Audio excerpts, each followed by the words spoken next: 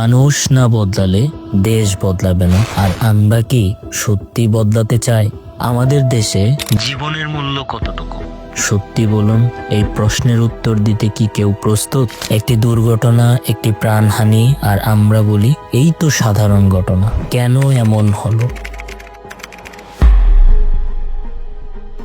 আমাদের ছোটবেলা থেকেই শিখিয়েছে ক্লাসে প্রথম হতে হবে, কিন্তু কিভাবে ভালো মানুষ হতে হয়, কিভাবে সমাজের জন্য কাজ করতে হয়, সেই শিক্ষা কেউ দেয়নি। আমাদের শিক্ষা ব্যবস্থা যেন এক প্রতিযোগিতার দৌড়। এখানে মেধা নয়, টিকে থাকার লড়াই। আর প্রশাসন, ঘুষ ছাড়া কোনো কাজ হয় না। দুর্নীতিবাজরা সম্মানিত, সৎ মানুষগুলো হতাশ। শুধু শহর নয়, গ্রামের চিত্রও ভয়াবহ।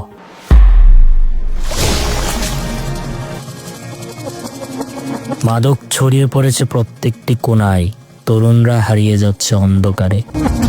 তো আমরা কি থেমে আছি? না, আমরা নিজেরাও সমস্যা তৈরি করছি। রাস্তায় ইচ্ছে মতো হর্ন বাজাই, রাতভর মাইকে শব্দে পুরো পাড়া উন্মাদ করে তুলি, অপরাধ করি আর ক্ষমতার জোরে পার পেয়ে যাই। আমরা কি বুঝতে পারছি আমাদের কাজেই অন্যরা ক্ষতিগ্রস্ত হচ্ছে? তবে এই চিত্র বদলানো সম্ভব। আমাদের বদলাতে হবে। বদলের শুরুটা হবে নিজের ভিতর থেকে। এই দেশটা আমাদের, এখন সময় এসেছে বদলানোর। সমস্যার কথা নয়, সমাধানের কথা ভাবুন। দেশটা আমাদের।